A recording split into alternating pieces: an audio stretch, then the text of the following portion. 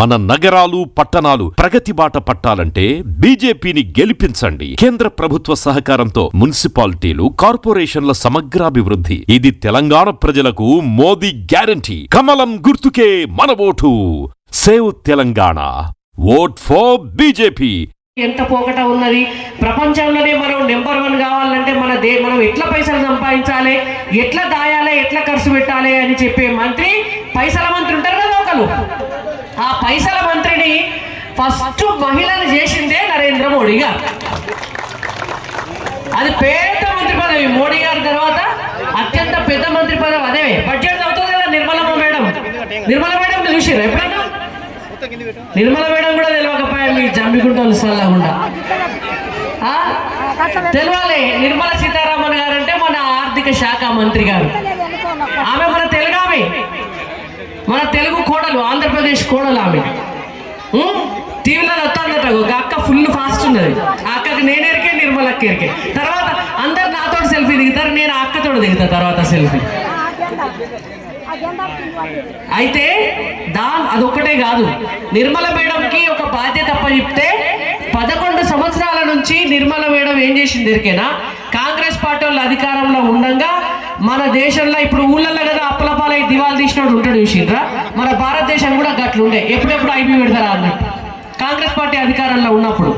అదే నిర్మలమ్మ మేడంను ఆర్థిక శాఖ మంత్రిని చేస్తే, ఆమెను ఆర్థిక శాఖ మంత్రిగా చేసిన కాడ నుంచి వెళ్ళి మన భారతదేశం ఇవాళ అమెరికా కంటే కూడా పెద్ద దేశం అయ్యేంత ముందుకు పోతాను. మనమే పక్క దేశాలకు కరోనా వ్యాక్సిన్లు పంచుతాను. మనమే ఎక్కడన్నా దివాలు తీసినటువంటి దేశాలు ఉంటే వాళ్ళకింత అన్నమో, పప్పో, ఉప్పో, బెల్లమో, గోధుమలో పంపిస్తాను. కాబట్టి ఇలా మనమే అంత దూరం ఎదిగినాం. వాడ బీఆర్ఎస్ పార్టీ కార్యకర్తల నాయకులు పోతున్నారు. అన్న నమస్కారం. బొచ్చడి సార్లు బీఆర్ఎస్ ని గెలిపించుకున్నారు, ఈసారి మా బీజేపీని గెలిపించారు. ధన్యవాదాలు. Thank you. వాళ్ళని కూడా మనం అడగాలి కదా, అడగాలి.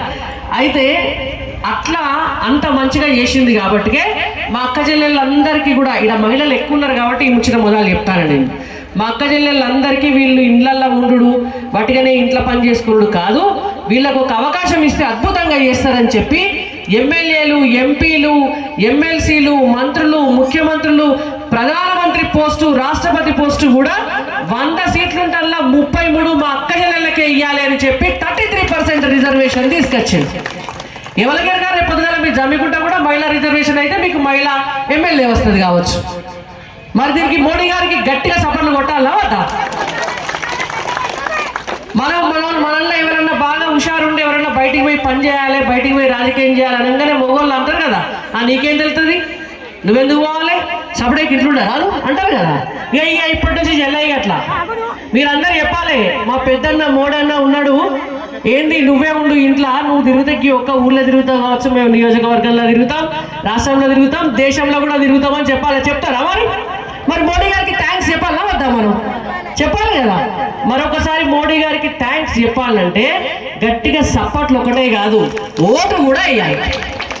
మోడీ గారి పార్టీకి ఓటు వేస్తే మంచి చేసిన వారికి మనం మద్దతు ఇచ్చినట్టు, అంతేనా? 150% మహిళలమే ఉంటుంది. మనకు అధికారాన్ని ఇచ్చినటువంటి పార్టీకి ఓటేస్తే 50% మంది బీజేపీకి ఓటు గుద్దినాక ఇంకా పక్క పార్టీ గెలుస్తాడా? మరి మన దమ్మేందో చూపించాలి కదా. మనం ఒక్కసారి శైలాపురి కమలం పువ్వు గుర్తుకే ఓటేస్తామని చెప్పేటోళ్ళు వట్టిగా మీదికి చెప్పొద్దు అక్క, మీదికి అస్సలే చెప్పొద్దు. మనం అబద్ధాలు చెప్పొద్దు, ఆడవాళ్ళు అబద్ధాలు చెప్పరు, మనస్ఫూర్తిగా చెప్తారు, అంతే కదా. మనం ఒక్కసారి అన్నం పెడితే వాళ్ళన్నా మర్చిపోతామా? పగోనింటికి పోయి కూడా మర్చిపోం కదా. మరి ఇలా మనం అధికారంలోకి వస్తున్నాం, కదా. మనం మరి అధికారంలోకి వస్తున్నాం అంటే ఖచ్చితంగా మనం మోడీ గారికి రుణం తీసుకోవాలి. కాబట్టి కమలం పువ్వు గుర్తు మీద ఓటేయాలి. ఏం గుర్తు? అక్క చూపిస్తుంది, మొన్న సంజయ్ అన్న చూపించిపోయిందట. వచ్చిందా సంజయ్ అన్న? సంజయ్ అన్న మా పార్టీలో మాకే అన్ననా, మీకు కూడా అన్ననేనా? మీకు కూడా అన్ననేనా? అందరికి అన్ననే. కరీంనగర్ పార్లమెంట్కి కూడా అన్ననేనా? మరి అన్న ఈడ మనకు సంజయ్ అన్న ఉన్నాడు, ఆడ పెద్దన్న మోడీ గారు ఉన్నారు కదా. ఇక మనకు భయం ఎందుకు? అందుకే కమలం పువ్వు గుర్తుకే, కమలం పువ్వు గుర్తుకే, కమలం పువ్వు గుర్తుకే. ఇంకా నేను ఇంకా కొన్ని ముచ్చట్లు చెప్తా.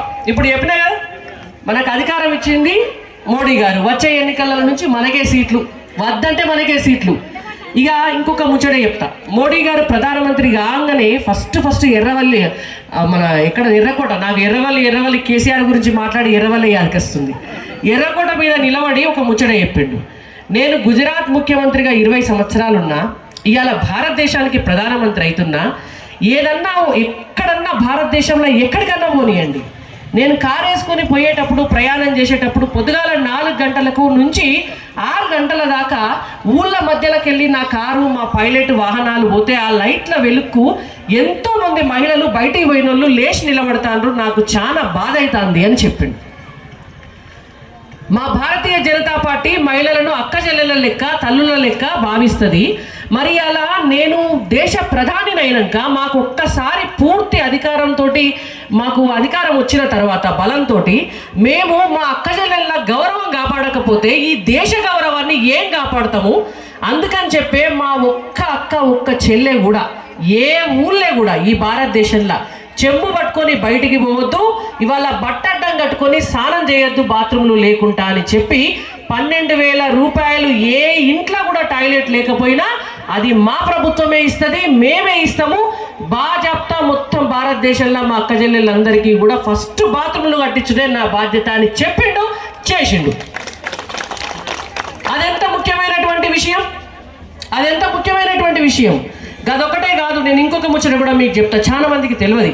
ఇవాళ పెట్రోల్ బంకులు ఉన్నాయి కదా, మొత్తం పెట్రోల్ బంకులు ఉన్నాయి కదా, కిలోమీటర్కి 1, 2 కిలోమీటర్లకు 3 ఉంటాయి కదా, ఆ విషయం చాలా మందికి తెలియదు.